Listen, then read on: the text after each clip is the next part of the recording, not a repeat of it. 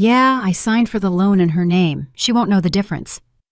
I froze inside the fitting room, recognizing my husband's voice on the other side of the thin wall. He was laughing, telling his mistress how he'd fooled me. I pulled out my cell phone, activated the voice recorder, and calmly stepped out to face them. One word, and his face went white as a sheet of paper. Layla Vance was walking through the shops at Willow Creek slowly, moving as if through a fog. It had been a rough day at work. She'd spent the morning digging through a mountain of paperwork, followed by 3 hours of customer complaints, and then found out over lunch that the accounting department had messed up the numbers again. Her head was pounding, her shoulders ached, and all she wanted was to get home, kick off her heels, and crash on the sofa. But on the way, she remembered that the trench coat she'd worn for the past 4 years was completely shot. The sleeves were frayed, the lining had split along the seam, and the dark green color had faded into an unrecognizable mess. I need to buy a new one, Layla thought, turning toward the mall entrance. She didn't usually like shopping, especially on a Friday evening when the place was packed with tired people rushing to beat closing time. But today, for some reason, she felt like treating herself. Maybe it was a premonition, or maybe just the sheer exhaustion of her monotonous life. Work, home, work, home. Marcus, her husband, had been completely withdrawn these last few months. He came home late, answered questions with one-word replies, and disappeared on weekends, claiming it was either a fishing trip or a guy's night. Layla had always chalked it up to stress. His job was demanding, and Marcus had always been a quiet man anyway. The automatic doors slid open with a soft hiss. Inside, it was warm and bright, smelling of coffee from the nearby cafe and fresh pastries. People hurried back and forth with shopping bags. Children ran between the displays, and soft music played somewhere in the background. Layla pulled her phone from her purse and checked the time, 6:30. She figured she still had enough time to pick out a coat and get home by 8 o'clock. She rode the escalator up to the second floor, where the clothing stores were located. She walked past the athletic wear, past the denim shop, and stopped by a boutique she'd seen many times but never entered. In the window, a mannequin wore a stunning navy blue coat cinched with a thin belt. It looked expensive, yet tasteful. Layla stepped inside. The air smelled pleasantly of new fabric and a light perfume. The displays sparkled under the soft lights. Coats, jackets, and trenches of every imaginable color and style hung on the racks. She stopped by a sharp black coat with a wide collar. "Good evening. Can I help you find something?" A young sales associate approached her, a friendly smile on her face and her hair neatly tied back. "Good evening. I'd like to try on a coat, something classic for everyday wear." "Certainly. What size do you wear?" "A size 10. The associate nodded and disappeared between the racks. Layla walked along the display, looking at the models. "This one's too bright. This one has a fur collar, not practical. And this brown one?" No, she didn't want brown. It reminded her too much of the old one. "Here, take a look," the young woman returned, holding 3 coats. "This is a classic navy model, very elegant. This gray one has a belt, and here's a black one with an interesting cut.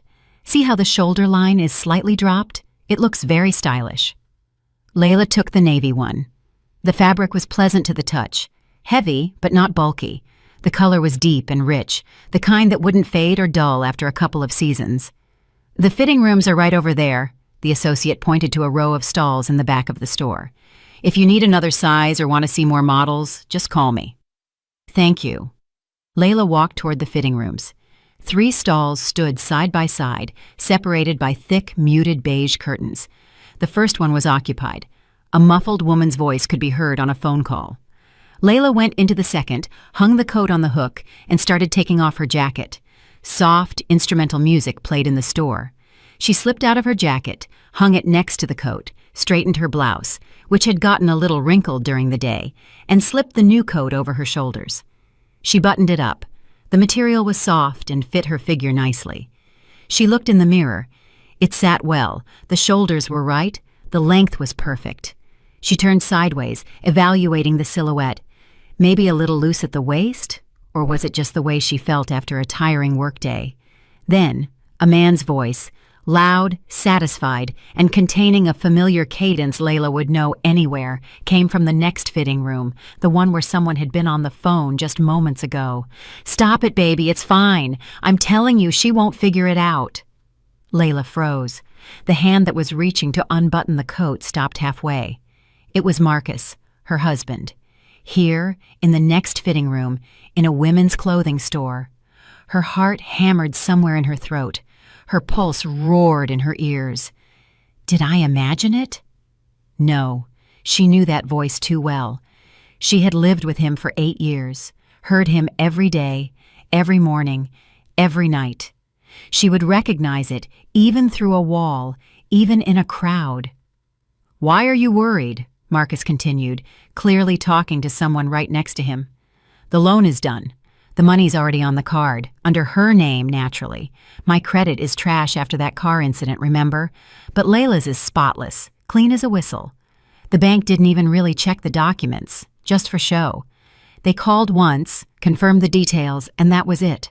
The money was transferred." A cold chill spread through Layla's body. Her fingers went numb.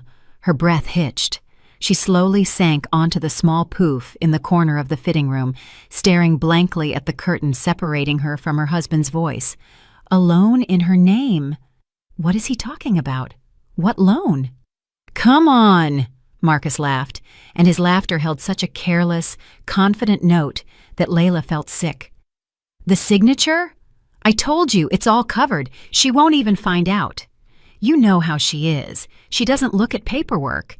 She trusts me with everything. I slipped her a few documents to sign, told her they were some forms for my job. So she signed them without looking.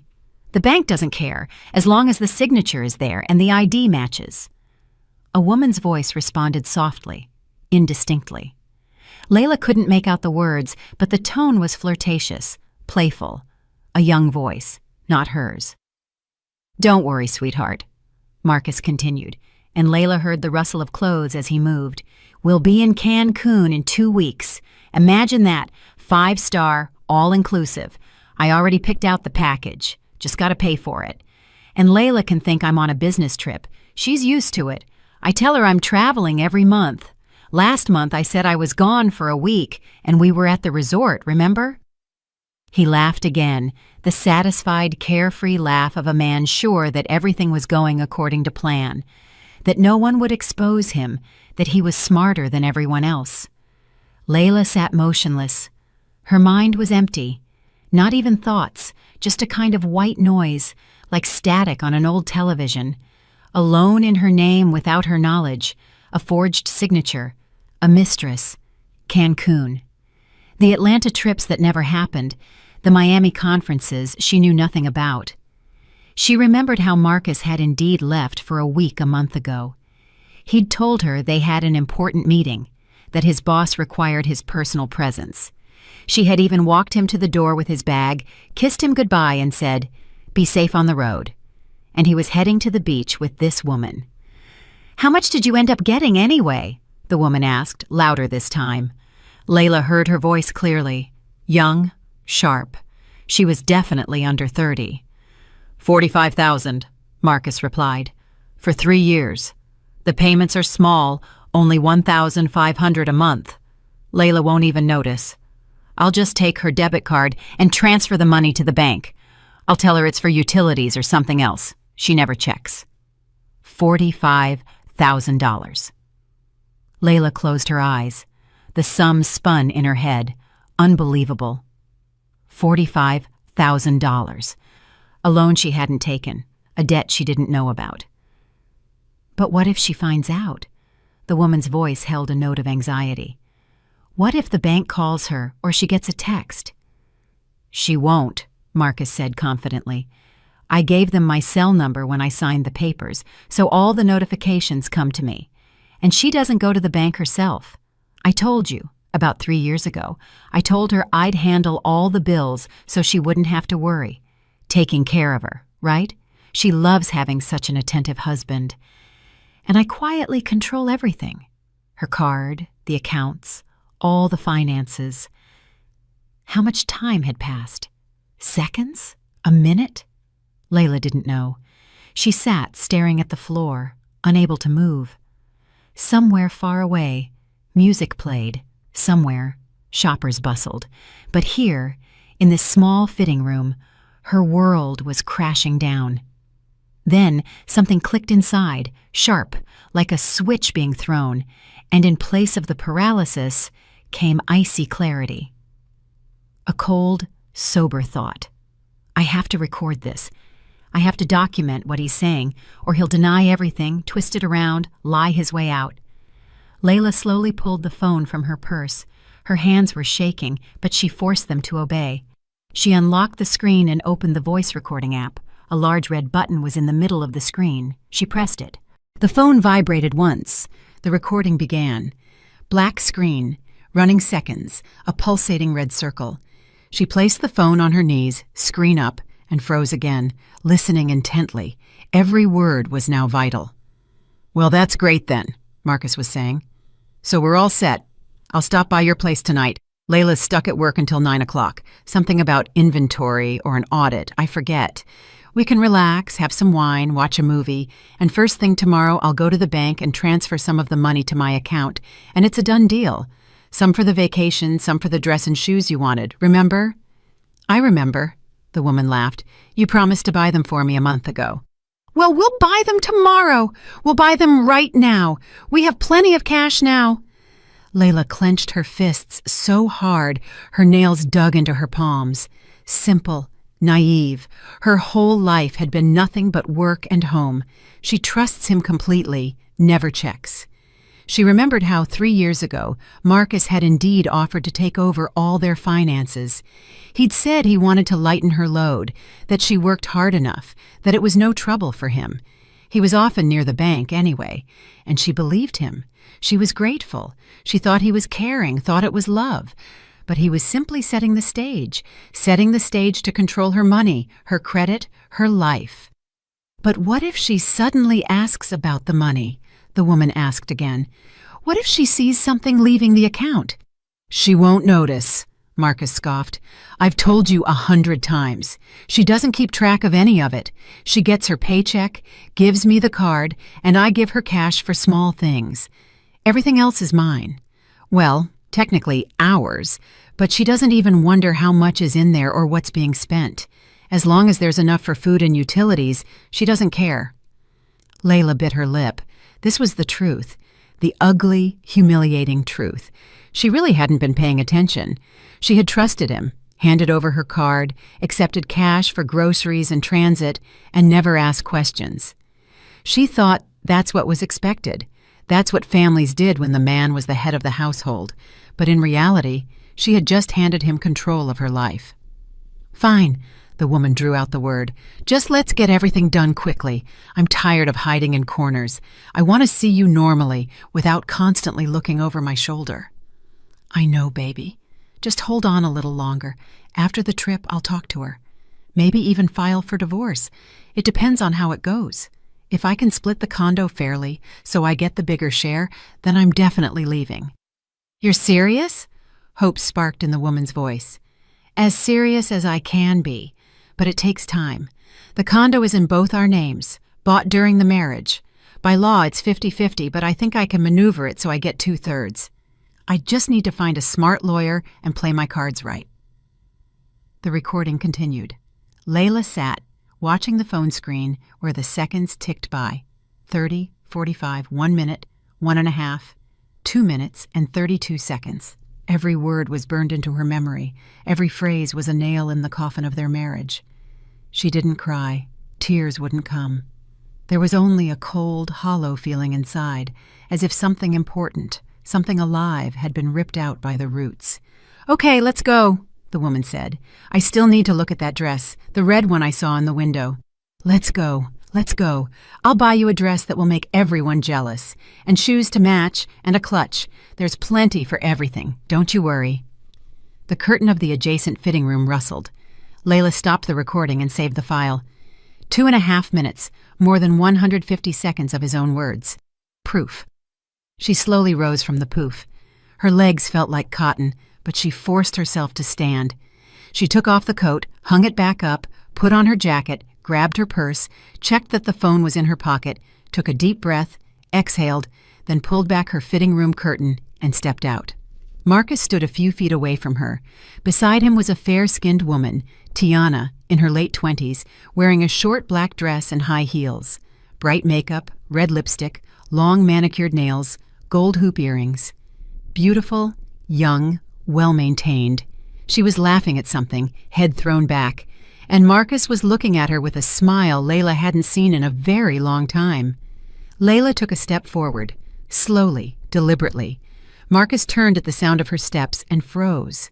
The smile vanished from his face as if it had been wiped clean. His eyes widened, his mouth slightly open.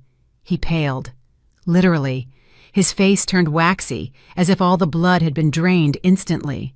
Tiana also fell silent, darting her eyes from Layla to Marcus and back. "Layla," he finally choked out. His voice was husky, unfamiliar. What are you doing here?" Layla looked at him, calmly, very calmly, a long, examining look, as if seeing him for the first time. Then she held up her phone, the screen still illuminated, showing the saved audio file with the timestamp, 2.5 minutes. "I recorded it," she said quietly, almost a whisper. But in that silence, the word rang out like a gunshot. Marcus froze. If he had been pale before, now he was ash-gray. His lips trembled. "What? Recorded what?" he mumbled, though the look on his face showed he understood perfectly. Tiana took a step back, her eyes darting between them. Layla said nothing. She simply stood and stared at her husband, at the man she had lived with for 8 years, whom she had trusted, whom she had loved, and who had turned out to be someone she didn't know at all. Then she turned and walked toward the exit. She passed the associate, who was asking about the coat, if she liked it, if she was going to buy it. Layla didn't answer.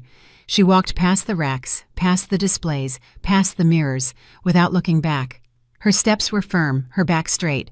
Behind her, she heard Marcus's voice, confused, frightened, almost pleading.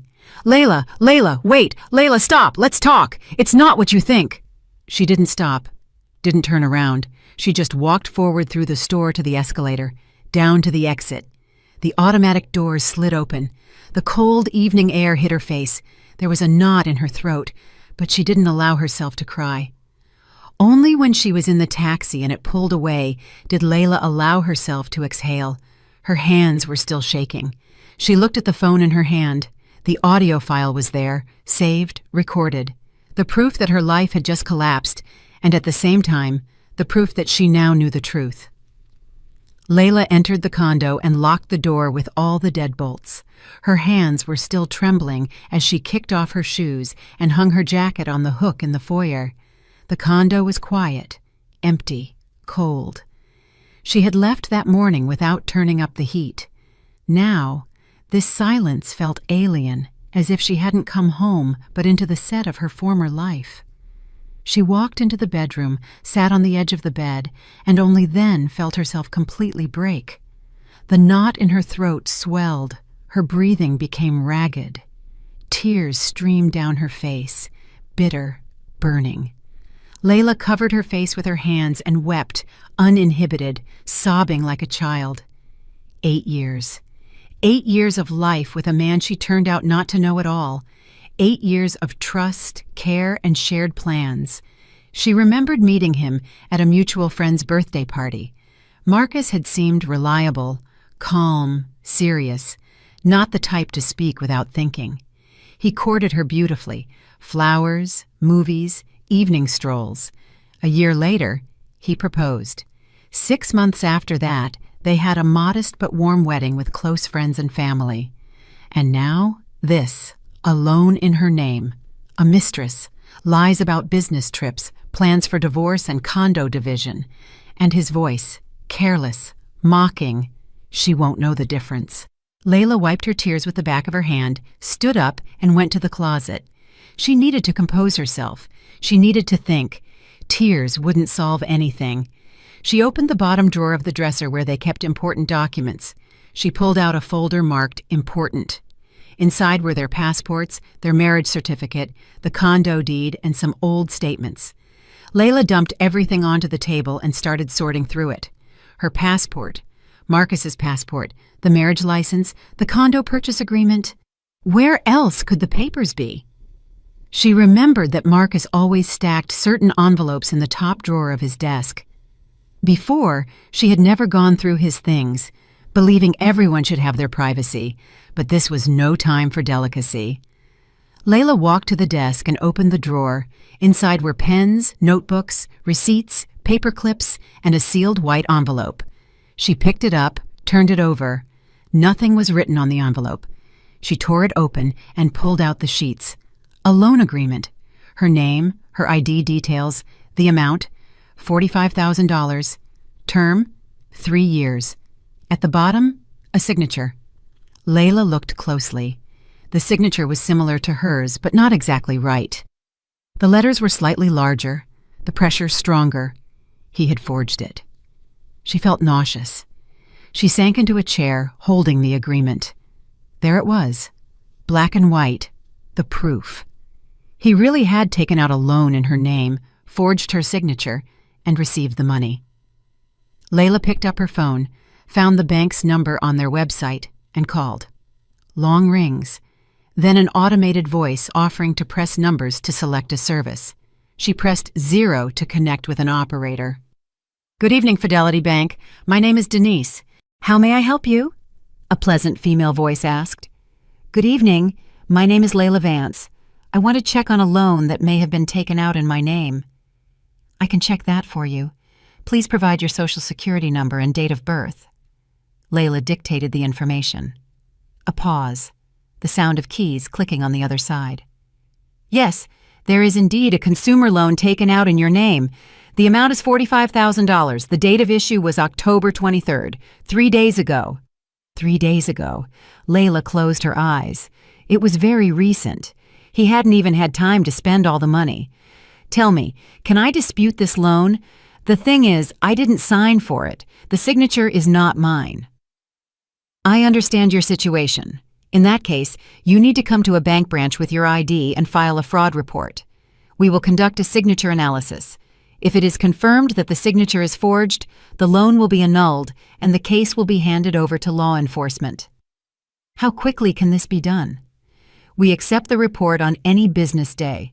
The analysis usually takes between 5 and 10 business days. Come in first thing in the morning, ideally right when we open, to avoid a wait. Okay, thank you. You're very welcome. Call us if you have any questions. Layla hung up. First thing tomorrow, the bank. But that wasn't enough. She needed to go to the police too. She needed to document everything officially, so he couldn't wriggle out of it. She opened her phone's browser, typed in fraud report police form sample, and quickly scanned the text. It was clear. She needed to describe the situation, attach evidence, and provide the relevant details. Tomorrow morning she would go to the bank first, then to the police precinct. It was nearly 8 o'clock. Marcus could be back at any moment. Layla did not want to see him. Not now, not while her emotions raged inside, threatening to erupt. She stood up, went to the kitchen, poured herself a glass of water, and drank it slowly, trying to calm down. Then she returned to the bedroom, pulled her gym bag from the closet, and started packing. A couple of changes of clothes, jeans, a sweater, pajamas, her makeup bag, phone charger, documents, the loan agreement. She wouldn't spend the night here. She would go to her sister's place. Imani had always said, "If you ever need me, just show up." A lock clicked in the front door. Layla froze. Marcus. He had come home. She heard him taking off his shoes, hanging up his jacket. Then his footsteps headed toward the bedroom. The door opened. Marcus stood in the doorway, pale, bewildered, guilty. He looked at her, at the bag, at the documents scattered on the table. "Layla," he began softly, "let's talk, please." She remained silent, just standing and looking at him. This man, who had been her husband just yesterday, had become a stranger today. "I can explain everything," Marcus continued, taking a step forward. It's not what you think. I didn't want to betray you. It just happened." "It just happened?" Layla's voice was cold, level. "You took out a loan on me, forged my signature, lied about business trips, cheated, and planned to divorce me and sue for the condo. And that just happened?" Marcus winced as if in pain. "I wasn't planning on getting a divorce. I just said that to get her off my back. Look, that girl, Tiana, she doesn't mean anything. It was just a fling, a distraction. But you are my wife, my family." $45,000 for a distraction. Layla took a step toward him. "Do you seriously think I'm that stupid? No, of course not. I don't think you're stupid. I got lost. I had debts, you understand? Old debts from last year. I needed money urgently, and my credit was shot. They wouldn't give me a loan, so I thought, if it was in your name, I wanted to ask, but I was afraid you wouldn't understand, that you would refuse." "Of course I would have refused!" Layla's voice broke into a shout. "Because that's fraud. Because it's my credit history, my name, my money that I'll have to pay back, and you didn't even bother to ask me?" Marcus hung his head. "I'm sorry. I know I was wrong, but I'll pay it all back. I promise. I'll make the payments myself. You won't even notice them." "Shut up." Layla felt a churning inside, a wave of pure fury rising. "Just shut up. I recorded your conversation, the whole thing from start to finish. You said I wouldn't understand, that I was simple and gullible. You were laughing at me with your mistress. You were planning a trip to Cancun with my money." He looked up, his eyes filled with terror. "Layla, please don't do anything crazy. Let's resolve this between ourselves, without involving outsiders." "Outsiders? Do you mean the police? Why jump to that right away? We're a family. We can work this out." "No, Marcus, we can't. I'm going to the bank and the police tomorrow. I'm filing a fraud report, and I'm filing for divorce too." He went even paler. "Layla, don't. Wait, let's discuss this. I'll change, I swear. No more mistakes, no more girls, nothing. Just you and me, like before." She shook her head. "It won't be like before. You destroyed everything, with your own 2 hands." Marcus took another step, reaching out as if to touch her shoulder, but Layla recoiled. "Don't touch me," she said quietly. "I'm packing my things and leaving for a few days. I need to think." "Where are you going?" "None of your business." She zipped up the bag, slung it over her shoulder, and grabbed her phone and documents. Marcus stood helpless and bewildered in the middle of the room. Layla walked past him without a glance. "Layla, please," his voice cracked. "Don't leave like this. Let's at least talk calmly tomorrow morning." She stopped at the door and looked back. "Tomorrow morning, I'll be at the bank, and then the police station. If you want to talk, you can talk to the detective."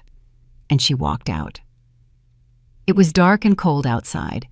Layla pulled out her phone and dialed her sister's number. Imani answered on the 3rd ring. "Hey girl, what's up?" "Imani, can I come over? To stay the night?" "Of course. What's wrong? You sound off." "I'll tell you later. I'm heading out now." "All right, I'll be waiting. Do you have your key?" "Yes." "Then hurry on over. I'll put the kettle on." Layla hailed a taxi, climbed into the back seat, and closed her eyes. Her whole body ached from fatigue and tension, but the worst was the emptiness inside, as if something had been burned to ashes, leaving only cinders. Imani lived on the other side of the city, in an older apartment complex. Layla went up to the 6th floor and rang the bell. Imani opened the door immediately, tall, light-skinned, in a housecoat and fuzzy slippers. Come in, come in." She moved aside, letting Layla into the apartment. "Lord, you look pale. What happened?" Layla walked into the living room, collapsed onto the sofa, and only then realized she couldn't hold it in anymore. The words poured out, about the mall, the fitting room, the recording, the loan, the mistress, everything. Imani listened without interruption, her face growing harder and harder. "Oh, Layla," she breathed out when Layla finished. "I always felt something was off with him, but I thought it was just my intuition acting up. And now I find out I lived with a fraud for 8 years." Layla gave a bitter chuckle. 8 years of trusting, giving him my paycheck, never checking where the money went, believing every single word. And he... Imani sat closer and put her arm around her sister's shoulders. "Listen, tomorrow morning we're going to the bank together, then the police. I'm with you, don't worry. That scumbag is going to pay for everything." "I'm scared," Layla confessed quietly. "Scared I won't be able to handle it, that he'll twist it, lie, or blame me." "He won't get away with it. You have the recording. You have the loan agreement with the forged signature. The analysis will confirm it. He's finished, girl. And you were smart not to panic. You recorded everything." Layla nodded. Imani was right. She had the evidence. She just needed to act. They stayed up talking until midnight. Imani made tea, brought out cookies, calming and encouraging her sister, and Layla told her everything that had accumulated over the years. How Marcus had gradually withdrawn, how he'd grown cold, how he'd stopped caring about her life, how she'd blamed it on stress, on work, on circumstances, how she'd ignored the small things, the scent of strange perfume, the calls he hung up on when she was around, the frequent late nights. "I knew, but I didn't want to admit it," Layla said, staring into her cup of cold tea. "I thought if I didn't pay attention, everything would fix itself." "That's not how it works," Imani gently replied. "If there's a problem, you have to face it, not pretend everything is fine." "I know that now." Layla woke up early the next morning, though she'd slept poorly, tossing and turning, waking up and falling back into a troubled sleep. Imani was already in the kitchen making breakfast. "Morning, sleep okay?" So, it's all right. Today's going to be a hard day, but we'll get through it. I already called work and told them I'd be late. We're heading to the bank right when they open." Layla nodded. They ate quickly, cheese sandwiches and coffee. Then they got dressed and left. The bank opened at 9 o'clock. They arrived 10 minutes early and managed to be the first in line. When the doors opened, Layla approached the administrator and explained the situation. The woman listened carefully, nodded, and led them to a private office. "Have a seat. A specialist from our fraud operations team will be with you shortly." 5 minutes later, a man in his 40s entered, wearing a sharp suit and carrying a folder of documents. "Hello, my name is Mr. Howard. I'm the senior specialist for the security department. Please explain the situation." Layla told him everything, concisely and factually, showed him the agreement, and played the voice recording. Mr. Howard listened without interrupting, taking notes. "Understood," he said when Layla finished. "This is indeed a serious situation. We will perform a signature analysis. You'll need to provide several samples of your handwriting on different sheets of paper. Also, please fill out a statement confirming the loan was taken without your consent. If the analysis confirms forgery, the loan will be annulled, and we will forward the case to the police." "How long will this take?" "The analysis is 5 to 7 business days. We will contact you immediately once we have the results." Layla wrote the statement and signed her name several times on blank sheets for the analysis. Mr. Howard neatly organized everything into the folder. "We will be in touch. Don't worry if the signature is truly forged, and I'm confident it is. The loan will be annulled." "Thank you." They left the bank. Layla felt that the first step had been taken. Now, the police. The precinct was a 10-minute drive away. They arrived, passed through the security checkpoint, and went up to the second floor. The desk officer directed them to a detective's office. The detective, a man in his 50s with a tired face, listened to Layla, reviewed the documents, and listened to the recording. "Clear," he said. "This falls under felony fraud and forgery of documents. File a report, we'll register it, and open a case. Your husband will be called in for questioning. If guilt is confirmed, he faces probation or jail time, depending on the circumstances." Layla wrote the report, detailed as Imani had instructed: who, what, when, where. She attached a copy of the agreement and provided the audio file. "We will issue a warrant to open the criminal case within 3 days," the detective said. "You will be called in as the victim for testimony, and your husband as the suspect." "All right." When they left the precinct, Layla felt a strange sense of relief. Everything was official. Everything was documented. Now it wasn't just her word against his. Now it was the law. "You did good," Imani said, hugging her sister. "You're doing everything right. Thanks for being with me. Always." That evening, as Layla lay on Imani's sofa, Marcus called. She didn't answer. He called back, and again. She blocked his number. An hour later, a text came from an unfamiliar number. "Layla, it's me. Please, let's meet. Let's talk normally. I understand I was wrong. I'm ready to pay everything back, to fix everything. Just don't ruin our family." Layla looked at the screen, then deleted the message and blocked that number too. Family? What family? He ruined it himself, with his own hands, with his lies, with his betrayal. Now she only had to move forward. A week passed. A week that felt like an eternity for Layla. She went to work trying to focus on her tasks, but her mind constantly returned to what had happened. Colleagues noticed she was distracted, pale, and quiet. Her boss, Ms. Lee, stopped by her desk a few times to ask if everything was all right. Layla answered briefly, "Yes, just tired," and submerged herself in paperwork again. She continued to live with Imani. She didn't want to go back to the condo. Even the thought of having to see Marcus made her sick. Imani didn't mind. On the contrary, she said she was happy for the company. In the evenings, they sat in the kitchen, drank tea, and talked. Imani talked about her job at the travel agency, the annoying clients, and new tour packages. Layla listened distractedly, grateful not to be silent and alone. On Wednesday, the bank called. Mr. Howard informed her that the analysis was complete. "Ms. Vance, we have the results. The signature on the loan agreement is indeed forged.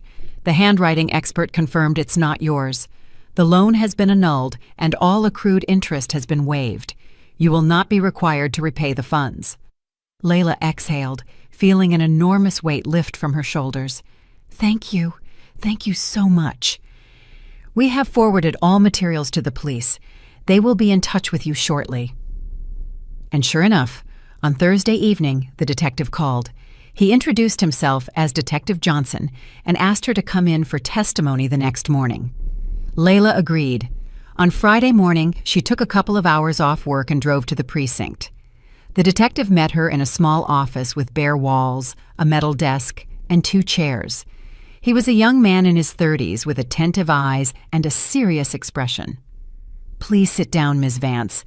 Tell me everything in sequence." Layla spoke for a long time.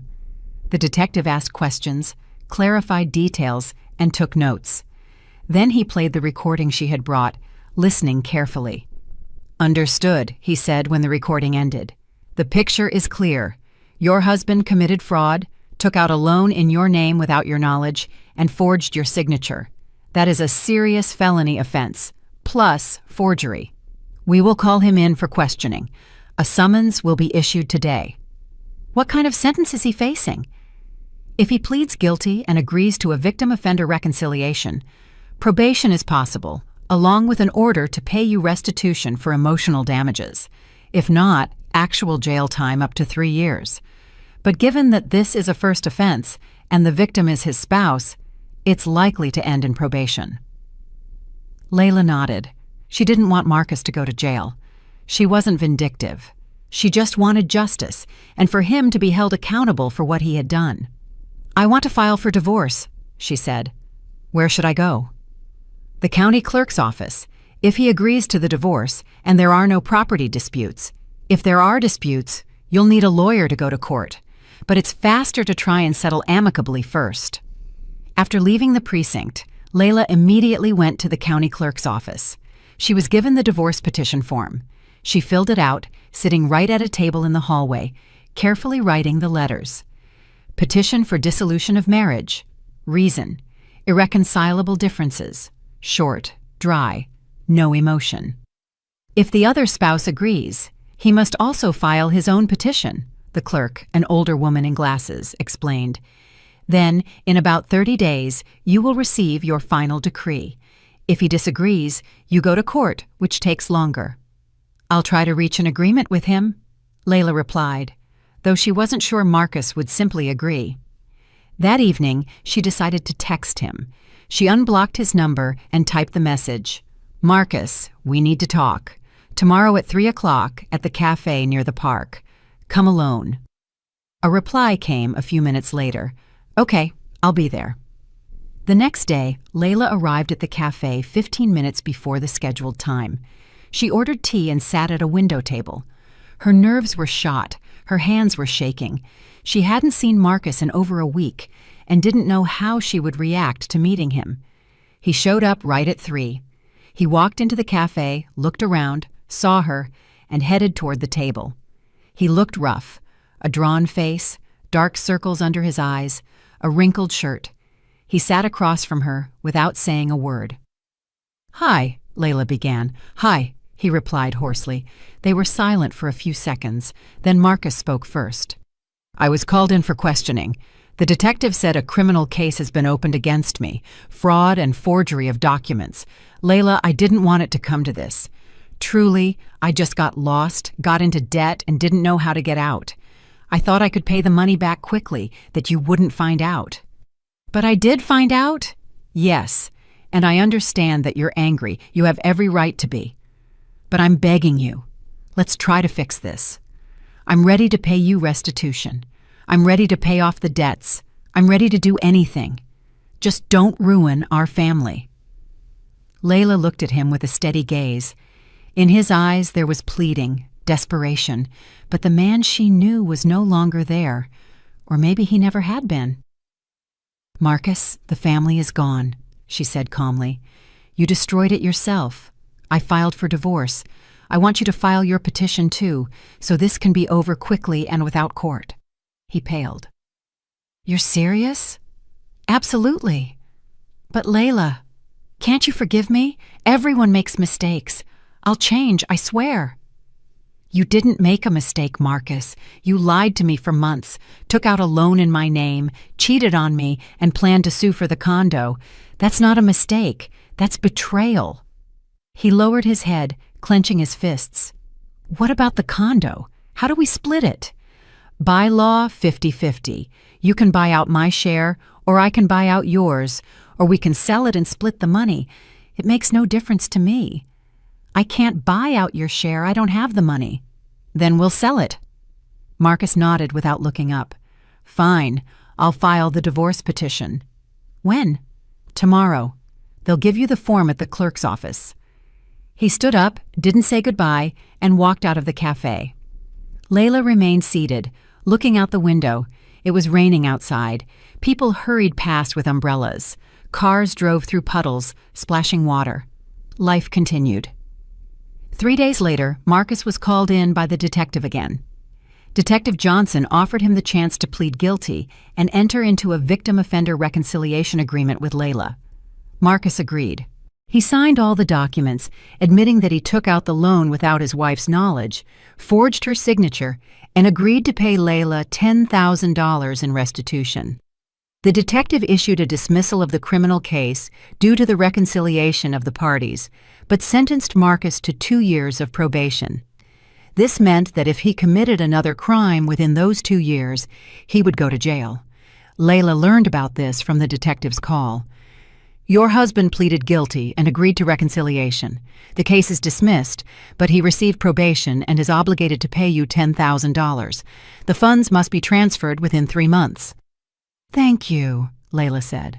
She felt no triumph, no malice, only exhaustion and relief that this nightmare was finally ending. On Monday, Marcus filed his petition for divorce.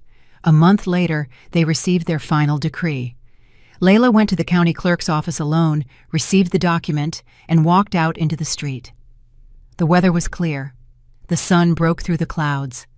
She looked at the decree, seal, signature, the official end of an 8-year marriage.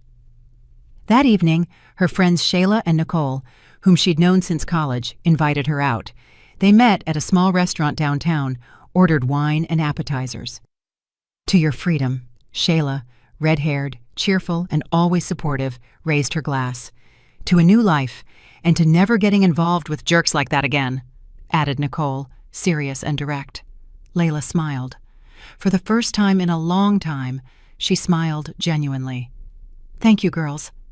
I couldn't have gotten through this without you." "Please, you're a rock," Shayla said. "Not everyone could have pulled themselves together that fast.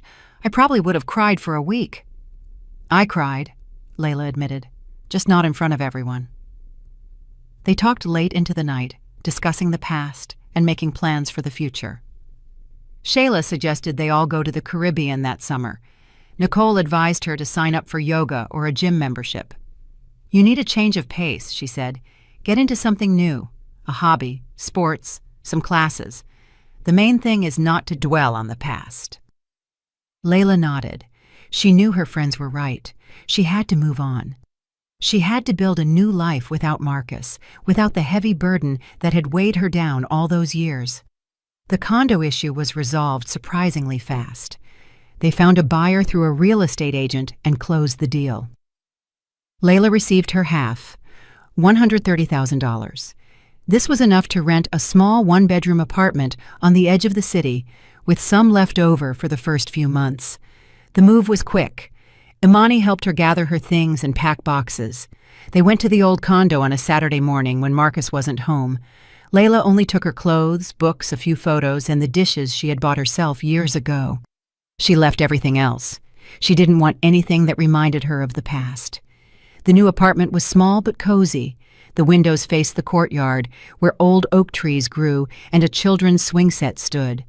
Layla arranged her things, hung curtains, and placed a pot of African violets, a gift from Imani, on the windowsill.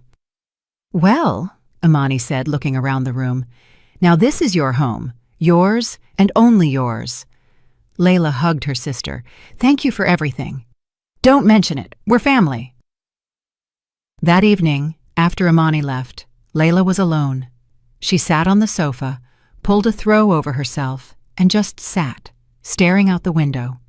It was getting dark outside. Lights came on in the windows of the neighboring buildings.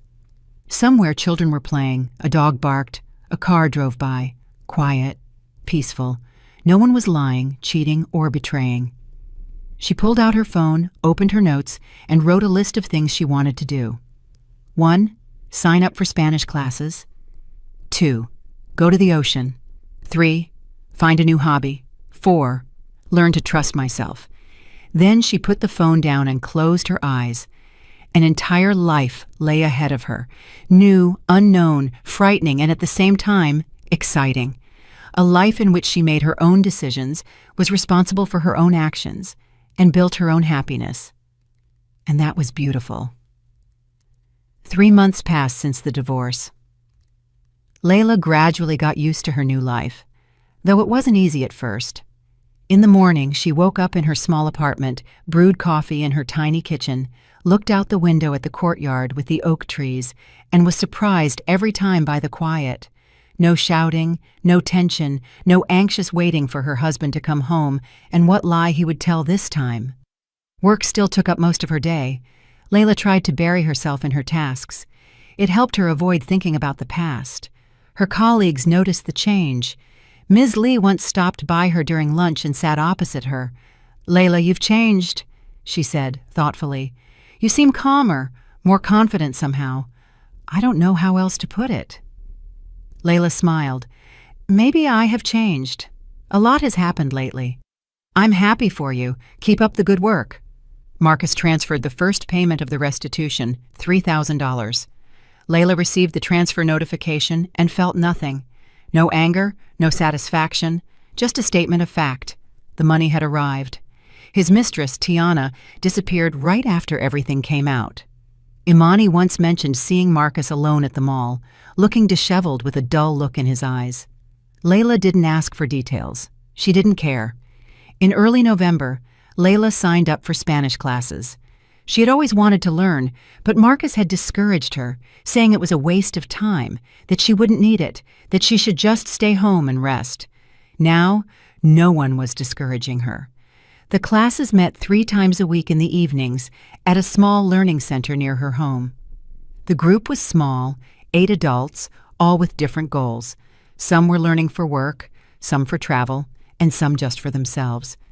The instructor was an energetic woman in her mid-40s with a short haircut and lively eyes. She didn't just teach grammar, she talked about culture, countries, and people. The lessons were easy and stress-free. Layla quickly immersed herself, doing homework in the evenings, listening to Spanish podcasts on her commute, and watching films with subtitles. The language came relatively easily. She still had her high school foundation. She just needed to refresh it and add practice. One day after class, one of the students approached her. A man in his 40s, tall, wearing glasses, with a pleasant, calm face. "Excuse me, may I ask you something?" he began. "Do you happen to work in accounting?"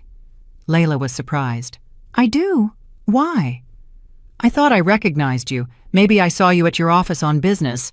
I'm Julian Hayes." He extended his hand. "Layla Vance." She shook his hand. "What were you in for?" "A cooperation agreement. I work for a construction company. We finalized the documents with your team." Layla remembered. Indeed, about 3 months ago, a representative from a construction firm had come in. Pleasant, polite, got straight to the point, resolved everything. "Yes, I remember. Nice to meet you again." They started talking. It turned out Julian had also recently divorced, about a year ago. He was also learning Spanish because he planned to travel. He dreamed of seeing Europe, the U.S. West Coast, and Asia. He had spent his whole life working, building his career, and now he decided to live for himself. "I understand," Layla said. "I'm just starting to live for myself, too." They left the center together. It was drizzling outside, and it was cold. Julian opened his umbrella. "I can walk you to your bus stop if you'd like." "Thank you." They walked under one umbrella, talking about the class, their plans, and life. It felt easy, comfortable. Layla felt she could talk to this man without pressure, without having to choose her words carefully.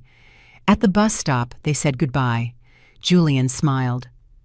"Maybe we could grab coffee sometime after class. Just to talk, no strings attached." Layla thought for a second, then nodded. "Why not?" They started meeting after class. Not every time, but regularly. They went to a cafe, talked, and sometimes just walked through the city at night. Julian talked about his work, how he built houses, how he dreamed of creating something meaningful, and how his marriage had ended quietly, without scandal. They simply realized they were no longer right for each other. "My wife and I were together for 15 years, he said. "They were good years, honestly. But at some point, we realized we had become strangers. We divorced amicably and remained on good terms. No kids, so no trauma for anyone." Layla listened and realized that sometimes it happened that way too. Divorce wasn't always drama, betrayal, and scandal. Sometimes people just went their separate ways, acknowledging that their paths had diverged. Julian wasn't rushing her.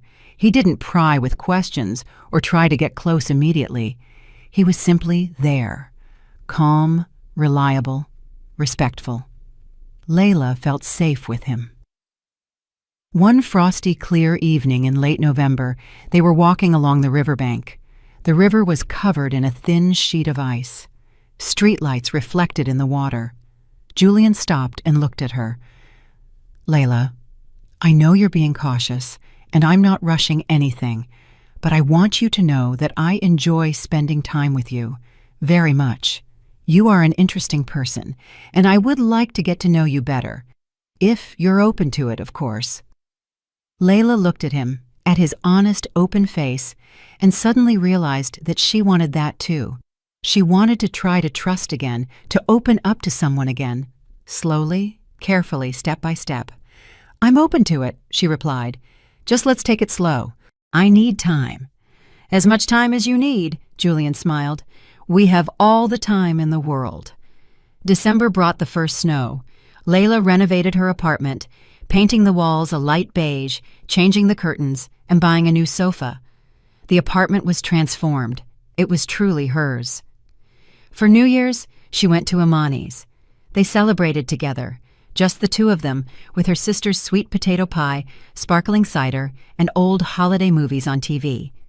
It was warm, cozy, and familial. "So, ready to take stock of the year?" Imani asked when the clock struck midnight. "It was a terrible year," Layla admitted, "but I'm glad it happened. I learned a lot. Like, never to hand your life over to someone else, that love isn't sacrifice but partnership, and that sometimes you have to be selfish to save yourself." Imani raised her glass.